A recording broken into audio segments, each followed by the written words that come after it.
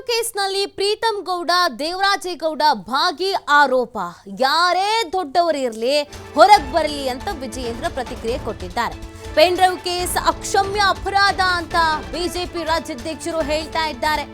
ಹಾದಿ ಬೀದಿಲಿ ಯಾರು ಪೆನ್ ಡ್ರೈವ್ ಹಂಚಿದ್ದಾರೆ ತನಿಖೆ ಆಗಬೇಕು, ಯಾರನ್ನು ಪ್ರೊಟೆಕ್ಟ್ ಮಾಡುವ ಪ್ರಶ್ನೆಯೇ ಇಲ್ಲ, ರಾಜ್ಯದಲ್ಲಿ ಮುಂದೆ ಇಂಥ ಘಟನೆ ಆಗಬಾರ್ದು ಅಂತ ವಿಜಯೇಂದ್ರ ಪ್ರತಿಕ್ರಿಯೆ ಕೊಟ್ಟಿದ್ದಾರೆ.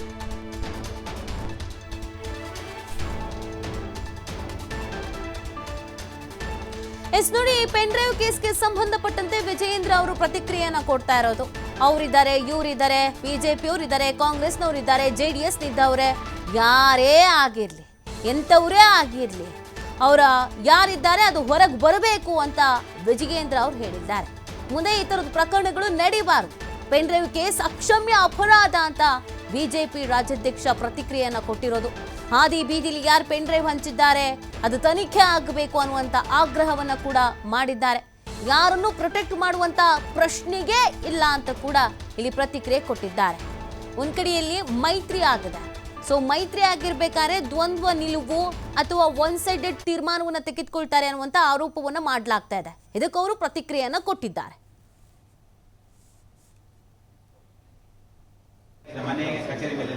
ಇನ್ನೊಂದು ಕಡೆ ದೇವರಾಜೇಗೌಡರು ಇಬ್ರು ಕೂಡ ನಿಮ್ಮ ಮುಖಂಡರೇ, ನಿಮ್ಮ ನಾಯಕರೇ, ಕಾರ್ಯಕರ್ತರು ಬಂಧನಗಳು ನಿಮ್ಮವರೇ, ಎಲ್ಲೋ ಒಂದ್ ಕಡೆ ಬಿಜೆಪಿ ಕಡೆ ಹೋಗ್ತಾ ಇದೆಯಾ ತನಿಖೆ? ನೋಡಿ, ಈ ವಿಚಾರದಲ್ಲಿ ಯಾವುದೇ ಪಕ್ಷ ಮತ್ತೊಂದು ಪ್ರಶ್ನೆ ಇಲ್ಲ. ಇವತ್ತೇನು ಪೆನ್ ಡ್ರೈವ್ ಇವತ್ತು ಆ ಘಟನೆ ನಡೆದಿದೆ, ಅದು ಅಕ್ಷಮ್ಯ ಅಪರಾಧ. ಇವತ್ತು ಪೆನ್ ಡ್ರೈವ್ ಅಂತಕ್ಕಂಥದ್ದು ಹಾದಿಲಿ ಬಿದ್ದಲ್ಲಿ ಸಿಗ್ತಕ್ಕಂಥ ಪಿತೂರಿ ಯಾರು ಮಾಡಿದ್ದಾರೆ ಅವರು ಕೂಡ ಸರಿಯಾದಂಥ ಅಥವಾ ಇನ್ನೂ ಹೆಚ್ಚು ಶಿಕ್ಷೆ ಆಗಲೇಬೇಕು. ಇದ್ರ ಬಗ್ಗೆ ಭಾರತೀಯ ಜನತಾ ಪಾರ್ಟಿ ನಮ್ದಲ್ಲಿ ಏನು ಗೊಂದಲ ಇಲ್ಲ, ಇದ್ರ ಬಗ್ಗೆ ಸ್ಪಷ್ಟತೆ ಇದೆ. ಯಾರೇ ತಪ್ಪಿಸಿದ್ರು ಕೂಡ ಇನ್ನೂ ಕೂಡ ತಡ ಮಾಡ್ದೇನೆ ಇದು ಸರಿಯಾದ ರೀತಿಯಲ್ಲಿ ಹೋಗಬೇಕು ಅಂತ CBI ತನಿಖೆ ಕೊಡಬೇಕು. ಇಲ್ಲಿ ನಾವು ಯಾರನ್ನೂ ಕೂಡ ಇಲ್ಲಿ ಪ್ರೊಟೆಕ್ಟ್ ಮಾಡ್ತಕ್ಕಂಥ ಪ್ರಶ್ನೆ ಇಲ್ಲ.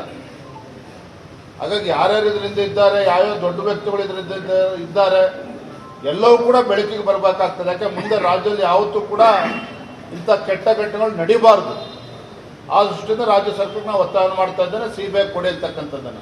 ಮನೆ ಕಚೇರಿ ಮೇಲೆಲ್ಲ ಇನ್ನೊಂದು ಕಡೆ ದೇವರಾಜೇಗೌಡರು ಇಬ್ರು ಕೂಡ ನಿಮ್ಮ ಮುಖಂಡರೇ, ನಿಮ್ಮ ನಾಯಕರೇ, ಕಾರ್ಯಕರ್ತರು ಬಂಧನಗಳು ನಿಮ್ಮವರೇ, ಎಲ್ಲೋ ಒಂದ್ ಕಡೆ ಬಿಜೆಪಿ ಕಡೆ ಹೋಗ್ತಾ ಇದೆಯಾ ತನಿಖೆ?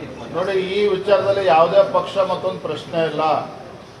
ಇವತ್ತೇನು ಪೆನ್ ಡ್ರೈವ್ ಇವತ್ತು ಆ ಘಟನೆ ನಡೆದಿದೆ, ಅದು ಅಕ್ಷಮ್ಯ ಅಪರಾಧ. ಇವತ್ತು ಪೆನ್ ಡ್ರೈವ್ ಅಂತಕ್ಕಂಥದ್ದು ಹಾದಿಲಿ ಬಿದ್ದಲ್ಲಿ ಸಿಗ್ತಕ್ಕಂಥ ಪಿತೂರಿ ಯಾರು ಮಾಡಿದ್ದಾರೆ ಅವರು ಕೂಡ ಸರಿಯಾದಂಥ ಅಥವಾ ಇನ್ನೂ ಹೆಚ್ಚು ಶಿಕ್ಷೆ ಆಗಲೇಬೇಕು. ಇದ್ರ ಬಗ್ಗೆ ಭಾರತೀಯ ಜನತಾ ಪಾರ್ಟಿ ನಮ್ದಲ್ಲಿ ಏನು ಗೊಂದಲ ಇಲ್ಲ, ಇದ್ರ ಬಗ್ಗೆ ಸ್ಪಷ್ಟತೆ ಇದೆ.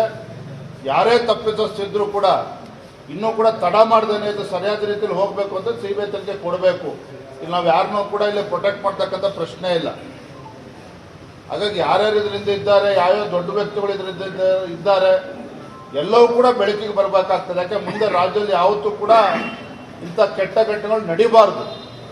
ಆ ದೃಷ್ಟಿಯಿಂದ ರಾಜ್ಯ ಸರ್ಕಾರಕ್ಕೆ ನಾವು ಒತ್ತಾಯ ಮಾಡ್ತಾ ಇದ್ದೇನೆ, CBI ಕೊಡಿ ಅಂತಕ್ಕಂಥದ್ದನ್ನ. ಮನೆ ಕಚೇರಿ ಮೇಲೆಲ್ಲ ಇನ್ನೊಂದು ಕಡೆ ದೇವರಾಜೇಗೌಡರು ಇಬ್ರು ಕೂಡ ನಿಮ್ಮ ಮುಖಂಡರೇ, ನಿಮ್ಮ ನಾಯಕರೇ, ಕಾರ್ಯಕರ್ತರು ಬಂಧನಗಳು ನಿಮ್ಮವರೇ, ಎಲ್ಲೋ ಒಂದ್ ಕಡೆ ಬಿಜೆಪಿ ಕಡೆ ಹೋಗ್ತಾ ಇದೆಯಾ ತನಿಖೆ?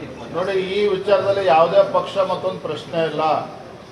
ಇವತ್ತೇನು ಪೆನ್ ಡ್ರೈವ್ ಇವತ್ತು ಆ ಘಟನೆ ನಡೆದಿದೆ, ಅದು ಅಕ್ಷಮ್ಯ ಅಪರಾಧ.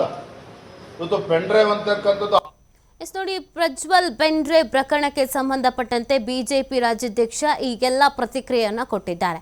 ಯಾರೇ ತಪ್ಪು ಮಾಡಿದ್ರು ಅವ್ರಿಗೆ ಶಿಕ್ಷೆ ಆಗಬೇಕು ಅಂತ ಕೂಡ ಈ ಪ್ರಕರಣದಲ್ಲಿ ಹೇಳಿದ್ದಾರೆ. ಇನ್ನೊಂದು ಕಡೆಯಲ್ಲಿ ಈ ಪ್ರಕರಣದ ತನಿಖೆ ಪಾರದರ್ಶಕವಾಗಿ ಆಗಬೇಕು ಅಂತಂದ್ರೆ ಇದನ್ನ CBIಗೆ ವಹಿಸಬೇಕು ಅನ್ನುವಂಥ ಆಗ್ರಹವನ್ನ ಕೂಡ ಮಾಡಿದ್ದಾರೆ. ಒಂದ್ ಕಡೆಯಲ್ಲಿ ಬಿಜೆಪಿಯ ಕೆಲವೊಂದಷ್ಟು ಕಾರ್ಯಕರ್ತರು ಮತ್ತು ಬಿಜೆಪಿಯ ಮಾಜಿ ಶಾಸಕ ಪ್ರೀತಮ್ ಗೌಡ ದೇವರಾಜೇಗೌಡ ಇವರೆಲ್ಲ ಬಿಜೆಪಿಗರು, ಇವರ ವಿರುದ್ಧವೂ ಆರೋಪಗಳಿದೆ.